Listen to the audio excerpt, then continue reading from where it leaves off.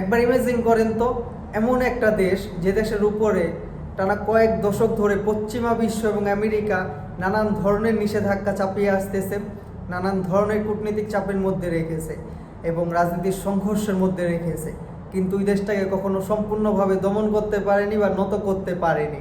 সে দেশটার নাম হলো ইরান।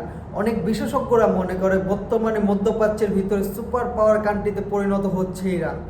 এখন প্রশ্ন হলো, এত এত নিষেধাজ্ঞার পরও, এত এত কূটনীতিক চাপের পরও ইরান কিভাবে তাদের অর্থনীতি ধরে রেখেছে, কিভাবে তারা সামরিক শক্তিতে এতটা উন্নত হইতেছে, কিভাবে তারা তাদের মুদ্রার মান ধরে রেখেছে, এইটাই জানার চেষ্টা করবো। আজকের ভিডিওতে সম্পূর্ণ অ্যানালাইজ করব। তো আমি আছি আপনাদের সাথে ইব্রাহিম। আজকের ভিডিওটা খুব ইন্টারেস্টিং হবে, সবাই শেষ পর্যন্ত দেখবেন। আমরা বর্তমানে যে ইরানকে দেখি, এই ইরান কিন্তু পৃথিবীতে কয়েক শতক বা কয়েক দশক ধরে জন্ম হয়েছে এমন কোনো দেশ না। এই ইরান হলো হাজার বছরের পুরনো পারস্য সাম্রাজ্যের উত্তরাধিকারী। যে ইরানের সাথে জড়িয়ে আছে পারস্য সাম্রাজ্যের সভ্যতা, যে সাম্রাজ্য থেকে বের হয়েছিল অনেক বড় বড় সম্রাটরা, যারা পৃথিবীর কয়েক শতাংশ এলাকা দখল করেছিল, টানা কয়েকশো বছর শাসন করেছিল। কিন্তু এই রাজতন্ত্রের সমাপ্তি ঘটে 1979 সালে। 1979 সালের দিকে ইরানের রাজতন্ত্রের বিরুদ্ধে বিপ্লব ঘটিয়ে শুরু হয় ইসলামিক রিপাবলিক অফ ইরান। গণভোটের মাধ্যমে ইসলামিক রিপাবলিক অফ ইরান ক্ষমতায় আসে। ক্ষমতায় বসে আয়াতুল্লাহ খামিনি। আয়াতুল্লাহ খামিনি ক্ষমতা বসার পর থেকে পশ্চিমা বিশ্বর সাথে এবং আমেরিকার সাথে সম্পর্ক খারাপ হইতে শুরু করে। তাদের সম্পর্কের মধ্যে টানাপোড়া শুরু হয়। তারপরে ধীরে ধীরে ধীরে ধীরে পশ্চিমা বিশ্ব এবং আমেরিকা এই ইরানের উপরে নানান ধরনের নিষেধাজ্ঞা এবং কূটনীতিক চাপ দিতে শুরু করে। তাদের এমনভাবে কূটনীতিক চাপ দেয়, এমনভাবে নিষেধাজ্ঞা দেয় জানি ইরান কখনো ঘুরে দাঁড়াতে না পারে। কিন্তু ইরান মোটেও দমে পড়ে না। পশ্চিমা বিশ্ব আর আমেরিকা কখনোই চাইতো না ইরান পারমাণবিক ক্ষমতা অর্জন করুক, ইরান সামরিক শক্তিতে উন্নত হোক। যদি ইরান পারমাণবিক ক্ষমতা অর্জন করতে সামরিক শক্তিতে উন্নত হইতো, তাহলে পশ্চিমা বিশ্ব আর আমেরিকার মধ্যপ্রাচ্যের দেশগুলোতে প্রভাব অনেকটা কমে যেত। তারা মধ্যপ্রাচ্যের ভিতরে আগের মতো একটা প্রভাব খাটাতে পারতো না।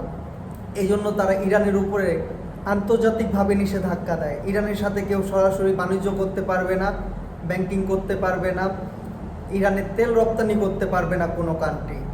এবং ইরান আন্তর্জাতিকভাবে কোনো ব্যাংকের সাথে লেনদেন করতে পারবে না। ইরান যদি কোনো দেশের সাথে আন্তর্জাতিকভাবে ব্যাংকিং লেনদেন না করতে পারে বা ডলার ব্যবহার না করতে পারে, তাহলে তারা আন্তর্জাতিক ক্ষেত্রে বাণিজ্য করতে পারবে না। এই জন্য ইরান ধীরে ধীরে দুর্বল হইতে পারে। কিন্তু ইরান ভেঙে পড়ে না, ইরান আবার ঘুরে দাঁড়ায়। এত এত কিছু করার পরও যখন পশ্চিমা বিশ্ব আর আমেরিকা ইরানকে দমাতে পারেনি, এত এত নিষেধাজ্ঞা, এত এত কূটনীতিক চাপের পরও যখন ইরান ভেঙে পড়েনি, তখন কিছু কিছু সময় দেখা গেছে আমেরিকার ইসরায়েল মিলে ইরানকে সরাসরি হামলা করার পরিকল্পনা করতেছে। আবার কিছু কিছু সময় আমেরিকা সরাসরি ইরানকে হুমকি পর্যন্ত দিয়েছে। কারণ হইল ইরানের পারমাণবিক প্রোগ্রাম এবং ইরানের সামরিক শক্তি, তাদের আঞ্চলিক শক্তি এবং তাদের আধুনিক মিসাইল প্রযুক্তি পশ্চিমা বিশ্ব এবং আমেরিকা ইসরায়েলের কাছে একটা আতঙ্ক। আর সবসময় পশ্চিমা বিশ্ব আর আমেরিকা চাইতো ইরানকে দমিয়ে রাখতে, তারা জানি কখনো সামরিক দিক থেকে উন্নত না হইতে পারে, আগাইতে না পারে। এত কিছুর পরও যখন ইরান দমে যায়নি বা থেমে থাকেনি, তখন ইসরায়েল আর আমেরিকা একসাথে 2026 সালের 28শে ফেব্রুয়ারি 9:30 বা 9:35-এর আশেপাশে একসাথে ইরানের উপরে হামলা করে ইরানের বাসভবনে।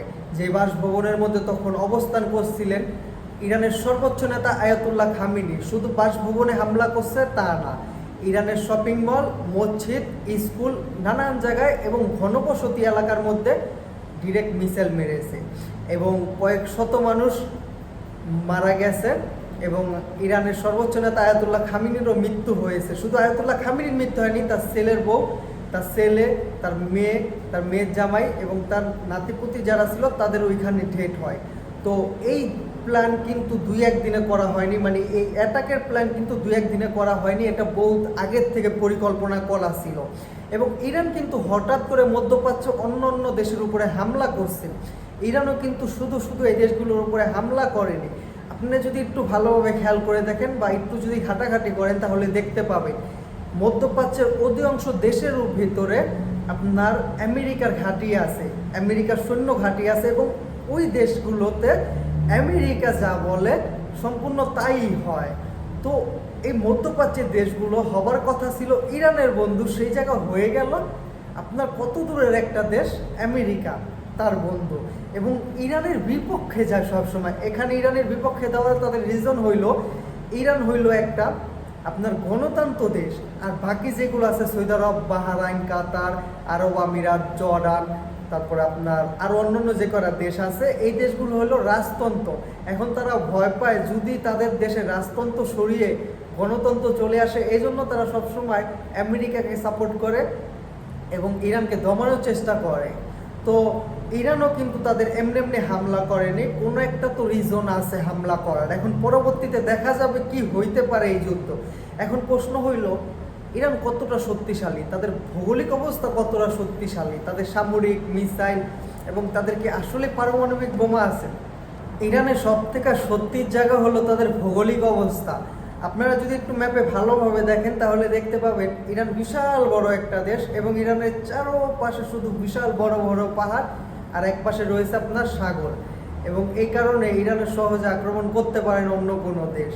আপনার উত্তরে রয়েছে ইরানের বিশাল উঁচু উঁচু পাহাড় এবং খালি মরুভূমি এবং জনগণহীন এলাকা, এবং অন্য পাশে রয়েছে আপনার সমুদ্র পথ, যেখানে শুধু ইরানের সৈন্যরা অবস্থান করে, এবং এই কারণে অন্য দেশের সেনাদের ইরানে আক্রমণ করা এক প্রকার অসম্ভব বা কঠিন।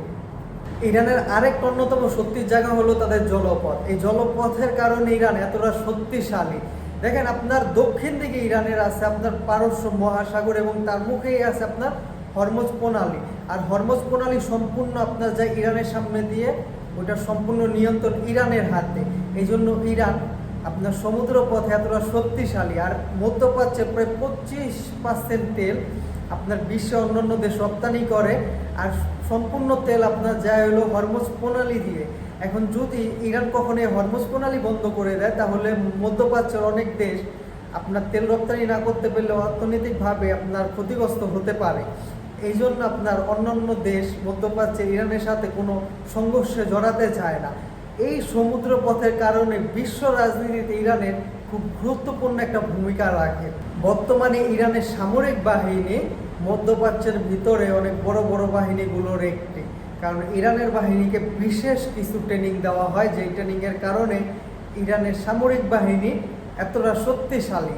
এবং বর্তমানে ইরানের হাতে অ্যাক্টিভ সৈন্য আছে আপনার প্রায় 6,10,000 বা 6,50,000-এর আশেপাশে, এবং ইরানের কাছে রিজার্ভ সৈন্য আছে আপনার 4,50,000 বা 5 লাখের আশেপাশে, এবং ইরানের কাছে আছে আপনার প্যারামিলিটারি ফোর্স, যেখানে আছে আপনার 10 লাখ থেকে 11 লাখ সৈন্যর আশেপাশে।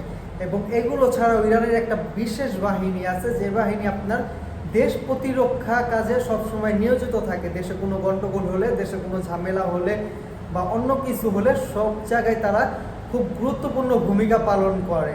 এবং বিগত কয়েক বছর ধরে ইরান তাদের পারমাণবিক শক্তি হোক বা আপনার মিসাইল হোক, আপনার আধুনিক সরঞ্জাম হোক, সেনাবাহিনী হোক, সামরিক শক্তি, সব দিক দিয়ে আপনার কাজ করতেছে, এবং তারা অনেকটাই আপনার সফল হয়েছে। দেখেন বর্তমানে ইরানের শক্তির জায়গা কিন্তু তাদের জলপথ, তাদের ভৌগোলিক অবস্থা, তাদের বিশাল সেনাবাহিনী আছে, এগুলো তাদের শক্তির জায়গা না। তাদের শক্তির অন্যতম আরেকটি জায়গা হলো তাদের মিসাইল প্রোগ্রাম। এই মিসাইল প্রোগ্রামের কারণে ইরান এতটা শক্তিশালী, তাদের শক্তি আরও কয়েক গুণ বাড়িয়ে দেয়। মধ্যপ্রাচ্যে যত দেশগুলো আছে ওই দেশগুলোতে খুব সহজে ইরানিয়ান মিসাইল আঘাত করতে সক্ষম। তার মধ্যে অন্যতম মিসাইল হলো আপনার শাহাব, শেজিল, ফাতে, খোরাকসার। এই সিরিজের মিসাইলগুলো আপনার খুব সহজে অনেক দূর পর্যন্ত লক্ষ্যবস্তুতে আঘাত আনতে সক্ষম।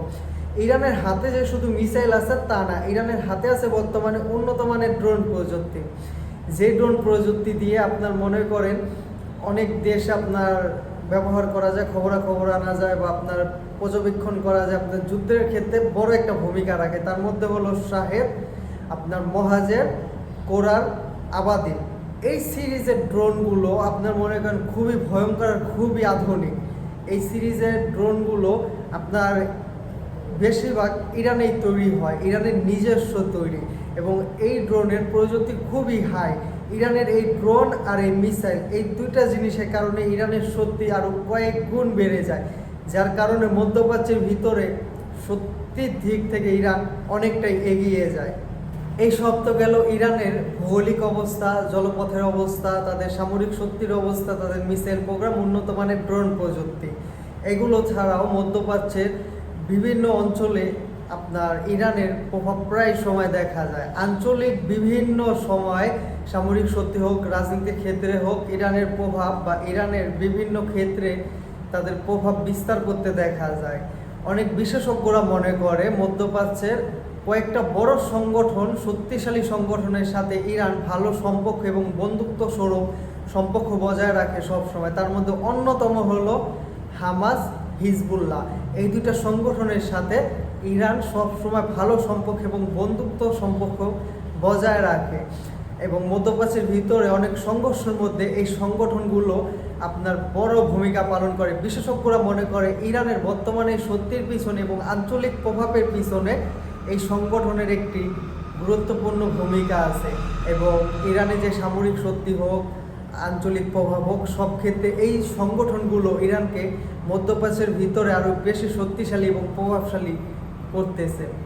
সব কিছু মিলিয়ে দেখা যায় ইরানের শক্তি শুধু তাদের সামরিক বাহিনীতে সীমাবদ্ধ না। ইরানের শক্তি হলো তাদের ভৌগোলিক অবস্থা, তাদের জলপথ, তাদের আঞ্চলিক প্রভাব, তাদের মিসাইল প্রোগ্রাম, তাদের উন্নত মানের ড্রোন প্রযুক্তি এবং তাদের বিশাল সেনাবাহিনী এবং পশ্চিমা দেশগুলোর বিরুদ্ধে মোকাবেলা করার ক্ষমতা।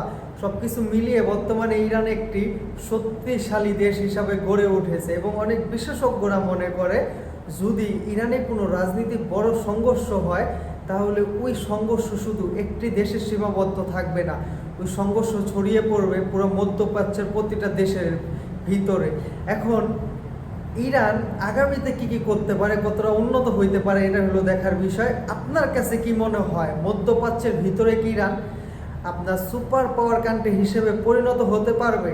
আপনার মতামত অবশ্যই কমেন্ট করে জানিয়ে যাবেন এবং আজকের ভিডিওটা এই পর্যন্ত। ভিডিওটা কেমন হয়েছে সবাই কমেন্ট করে জানাবেন। নতুন হলে চ্যানেলটা সাবস্ক্রাইব করে দিবেন এবং ভিডিওটা কেমন হয়েছে না হয়েছে অবশ্যই কিন্তু জানাবেন। ভিডিওটা ভালো লাগলে একটা লাইক করবেন এবং আরও ইন্টারেস্টিং ভিডিও পেতে আমাদের সাথেই থাকবেন। আজকের ভিডিওটা এই পর্যন্ত, আবারও দেখা হচ্ছে নতুন কোনো ভিডিওতে, নতুন কোনো হিস্ট্রিতে। সে পর্যন্ত ভালো থাকুন, সুস্থ থাকুন। আসসালামু আলাইকুম, আল্লাহ হাফেজ।